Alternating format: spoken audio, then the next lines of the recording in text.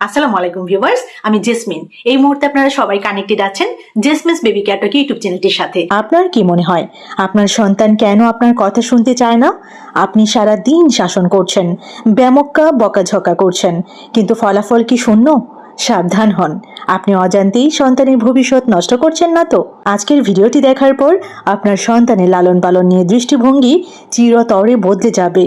Modern child psychology এবং নিউরোসায়েন্সের এমন কিছু সিক্রেট আজকের ভিডিওটিতে ফাঁস করব, যা জানলে আপনার সন্তান শুধু বাধ্যই হবে না, হয়ে উঠবে চরম মেধাবী এবং আত্মবিশ্বাসী। শেষ পর্যন্ত সাথেই থাকুন ভিডিওটির, কারণ শেষ টিপসটি আপনার বাচ্চার আচরণ এক নিমেষেই পাল্টে দেবে।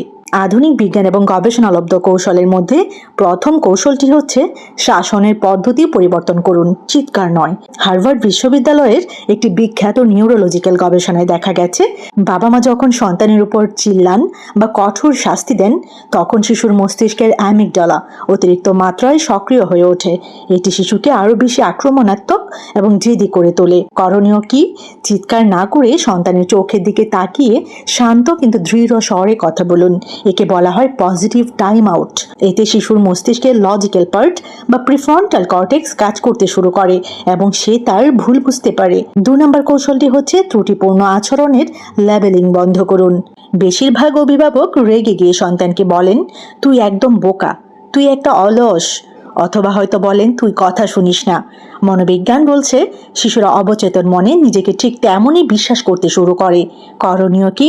সন্তান ভুল করলে তার পুরো সত্তাকে দোষ না দিয়ে নির্দিষ্ট কাজটিকে ভুল বলুন। বলুন, তোমার এই কাজটি করা ঠিক হয়নি, অথবা বলুন, আমি বিশ্বাস করি তুমি এর চেয়ে অনেক ভালো করতে পারবে। এতে তার আত্মবিশ্বাস বহু গুণ বেড়ে যায়। 3 নম্বর কৌশল, প্রিফ্রন্টাল কর্টেক্স এবং ইমোশনাল কোড ডেভেলপমেন্ট। বাচ্চারা আবেগ নিয়ন্ত্রণ করতে শেখে না যদি না তাদের সেই সুযোগ দেওয়া হয়। আধুনিক শিশু মনোবিজ্ঞানের মতে ছোটবেলা থেকেই শিশুদের নিজস্ব সিদ্ধান্ত নিতে দেওয়া উচিত। করণীয় কি? বাচ্চার উপর নিজের পছন্দ জোর করে চাপিয়ে না দিয়ে ছোটোখাটো বিষয়ে অপশন দিন, যেমন আজ তুমি কোন রঙের জামাটি পরবে, বা পড়ার টেবিলে কখন বসবে, বিকেল 4টায় না 4:30টায়। এতে তাদের ডিসিশন মেকিং স্কিল বা সিদ্ধান্ত নেওয়ার ক্ষমতা পোক্ত হয়। 4 নম্বর কৌশল, স্ক্রিন টাইম এবং ব্রেন প্লাস্টিসিটি। অতিরিক্ত গ্যাজেট বা মোবাইল ব্যবহারের ফলে শিশুদের মস্তিষ্কের নিউরাল পাথওয়ে ক্ষতিগ্রস্ত হয়, যাকে বলা হয় ডিজিটাল ডিমেনশিয়া। করণীয় কি? দিনে অন্তত 2 ঘন্টা নো স্ক্রিন জোন তৈরি করুন। এই সময়টাতে তাদের সাথে ফিজিক্যাল গেম খেলুন বা আউটডোর অ্যাক্টিভিটিতে এঙ্গেজ করুন। এটি ব্রেইনের নিউরোপ্লাস্টিসিটি বাড়াতে দারুণভাবে সাহায্য করে। আজ থেকেই এই বিজ্ঞানসম্মত কৌশলগুলো আপনার সন্তানের সাথে প্রয়োগ করা শুরু করুন। আপনার কোন কৌশলটি সবচেয়ে বেশি ভালো লেগেছে কমেন্ট করে আমাকে অবশ্যই লিখে জানাবেন। ভিডিওর এই সেগমেন্টে আরও বেশ কিছু চমৎকার ইনফরমেশন আপনাদের সাথে শেয়ার করব। আপনার বাচ্চা কি কথায় কথায় জেদ করে, খাবার খেতে বসলে যুদ্ধ শুরু হয়, বা সারা রাত মোবাইল ছাড়া ঘুমায় না? সারাদিন মোবাইল ছাড়া থাকতেই পারে না, এমনটা কি? আপনি ভাবছেন আপনার সন্তান অবাধ্য, তাই তো? কিন্তু মডার্ন সাইকোলজি এবং নিউরোসায়েন্সের গবেষকরা বলছেন অন্য কথা। আসল ভুলটা কি আপনার নিজের অজান্তেই হচ্ছে না তো? ভিডিওর এই এপিসোডে এমন কিছু আনকমন এবং সাইকোলজিক্যাল ট্রিক শেয়ার করব, যা আপনার বাচ্চার জেদ এক নিমিষেই মেলাতে বাধ্য এবং তাকে করে তুলবে অসম্ভব মেধাবী। অবশ্যই ভিডিওটি স্কিপ না করে একদম শেষ পর্যন্ত শুনুন, দেখুন, কারণ শেষ পয়েন্টটি আপনার চোখ খুলে দেবে। প্রথম সিক্রেট, নো শব্দের ম্যাজিক সাইকোলজি। আমরা যখনই বাচ্চাকে বলি দৌড়াস না, কাঁচের গ্লাস ধরিস না, বা মোবাইল ধরবি না, আমাদের ব্রেন বাচ্চার মাথায় নেতিবাচক শব্দগুলোই গেঁথে দেয়। চাইল্ড সাইকোলজি বলে অবচেতন মন না শব্দটি প্রসেস করতে পারে না, ফলে বাচ্চা ঠিক সেই কাজটিই বারবার করে। করণীয় কি? নেগেটিভ কমান্ড দেওয়া বন্ধ করুন এবং পজিটিভ অল্টারনেটিভ দিন। যেমন দৌড়াস না না বলে আপনি বলুন আস্তে আস্তে হাঁটো। গ্লাস ফেলবি না এটা না বলে আপনি বলুন গ্লাসটি সাবধানে হাতে ধরো। ম্যাজিক দেখবেন আপনার চোখের সামনেই। 2 নম্বর সিক্রেট, জেদের সময় ব্রেনের পজ বাটন চাপুন। বাচ্চা যখন অতিরিক্ত রেগে গিয়ে মাটিতে গড়াগড়ি খায় অথবা চিৎকার করে, তখন তার ব্রেনের ইমোশনাল পার্ট হাইজ্যাক হয়ে যায়। এই মুহূর্তে আপনি যতই বকাঝকা বা মারধর করুন না কেন, সে আপনার একটি কথাও শুনবে না। করণীয় কি? এই মুহূর্তে তার সাথে তর্কে যাবেন না, তাকে শক্ত করে জড়িয়ে ধরুন বা কোলে তুলে নিন। একে বলে ডিপ প্রেশার থেরাপি। এটি বাচ্চার নার্ভাস সিস্টেমকে শান্ত করে এবং 2 মিনিটের মধ্যে তার হরমোন লেভেল ব্যালেন্স করে দেয়। 3 নম্বর সিক্রেট, ফিউচার সেলফ টক। বাচ্চাদের ব্রেন ইমিডিয়েট রিওয়ার্ড পছন্দ করে। পড়াশোনা করতে বললে তারা বোর ফিল করে, কারণ এর ফলাফল তারা সাথে সাথে দেখতে পায় না। করণীয় কি? তাদের সাথে লং টার্ম কথা না বলে ইনস্ট্যান্ট ভিজুয়ালাইজেশন করান। বলুন, তুমি যখন বড় হয়ে ডাক্তার বা ইঞ্জিনিয়ার হবে তখন লোকে তোমাকে কতটা সম্মান করবে বলো তো। এই পজিটিভ ড্রিম বিল্ডিং তাদের ভেতরের লেজিটাস বা অলসতা ঝেঁটিয়ে বিদায় করবে। 4 নম্বর সিক্রেট, সাবকনশিয়াস মাইন্ড প্রোগ্রামিং, শোবার আগের ম্যাজিক। বাচ্চারা ঘুমানোর ঠিক আগে 30 মিনিট এবং ঘুম থেকে ওঠার পরের 30 মিনিট সবচেয়ে বেশি গ্রাসিং স্টেজে থাকে। এই সময় তাদের ব্রেইন সাবকনশিয়াসলি সব তথ্য রেকর্ড করে।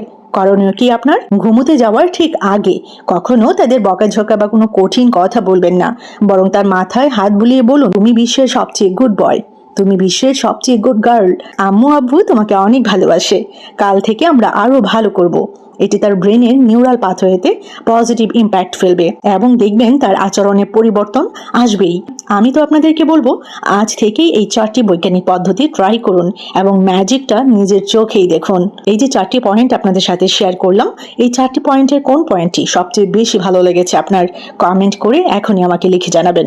3টি মারাত্মক ভুল এবং তার বৈজ্ঞানিক সমাধান এখন আমি আপনাদেরকে জানাবো। প্রথম ভুল, রাগের মুখে অতিরিক্ত বোঝানো বা লেকচার দেওয়া, over explaining in the heat of the moment. কেন এটি ভুল? শিশু যখন রেগে ফেটে পড়ছে বা জেদ ধরেছে তখন তার মস্তিষ্ক অ্যামিগডালা হাইজ্যাক অবস্থার মধ্যে থাকে। এই মুহূর্তে আপনি তাকে যতই ভালো ভালো কথা বা লজিক বোঝাবেন, তার কান পর্যন্ত সেই কথা পৌঁছবেই না। উল্টো সে বিরক্ত হয়ে আর জোরে চিৎকার শুরু করবে। সঠিক পদ্ধতিটা কি? কম কথা বলুন, রাগের মুহূর্তে লেকচার দেওয়া বন্ধ করুন, শর্ট এবং সিম্পল বাক্য ব্যবহার করুন। যেমন, আমি দেখছি তুমি খুব রেগে আছো, চলো আগে একটু পানি খাই, তারপর কথা বলি। কথা যত কম হবে শিশুর জেদ তত দ্রুত ভাঙবে। 2 নম্বর ভুল, শিশুকে ধমক দিয়ে বা ভয় দেখিয়ে চুপ করানো, সাপ্রেশন থ্রু ফিয়ার। কেন এটি ভুল? অনেক সময় আমরা কড়া গলায় ধমক দিয়ে বা ভয় দেখিয়ে সন্তানকে তাৎক্ষণিকভাবে চুপ করিয়ে দিই। আমরা ভাবি আমাদের জয় হয়েছে, কিন্তু চাইল্ড সাইকোলজি বলে এটি সাময়িক সমাধান। এতে শিশু বাইরে চুপ হলেও ভেতরে ভেতরে ট্রমালাইজড হয় এবং জেদটা জিইয়ে রাখে, যা পরবর্তীতে লুকিয়ে মিথ্যা বলা বা আরো বড় ধ্বংসাত্মক রূপ নেয়। সঠিক পদ্ধতিটা কি? সঠিক পদ্ধতি কি? ভয়ের পরিবর্তে বাউন্ডারি উইথ লাভ তৈরি করুন। তাকে পরিষ্কার ভাষায় বুঝিয়ে বলুন যে আচরণটি খারাপ, কিন্তু আপনি তাকে ভালোবাসেন। যেমন, চিৎকার করলে বা জিনিস ছুঁড়ে ফেললে আমি তোমার কথা শুনবো না। যখন সে শান্ত হয়ে সুন্দরভাবে বলবে তখন আমি তোমার কথা শুনবো। তারপর নিজে শান্ত হয়ে দাঁড়িয়ে থাকুন। 3 নম্বর ভুল, নিজের রাগকে নিয়ন্ত্রণ করতে না পেরে সন্তানের সামনে ফেটে পড়া, ইমোশনাল কন্টাজিয়ন। কেন এটি ভুল? শিশুরা হলো মানুষের সবচেয়ে নিখুঁত ইমোশনাল মিরর। হার্ভার্ড ইউনিভার্সিটির গবেষণা বলছে শিশুরা অবচেতন মনে বাবা মায়ের টোন, বডি ল্যাঙ্গুয়েজ এবং রাগ কপি করে। আপনি যদি সন্তানের জেদ দেখে নিজেই চিল্লাপাল্লা শুরু করেন, তবে আপনি তাকে শেখাচ্ছেন যে চিৎকার করলেই সমস্যার সমাধান হয়। সঠিক পদ্ধতি কি? সন্তান জেদ ধরলে আপনি মনে মনে দীর্ঘশ্বাস নিন, ডিপ ব্রিদিং যেটাকে বলে। নিজেকে 2 মিনিট সময় দিন। বলুন, আমার সন্তান এখন ইমোশনালি ডাউন, আমাকে শান্ত হয়ে তাকে সামলাতে হবে।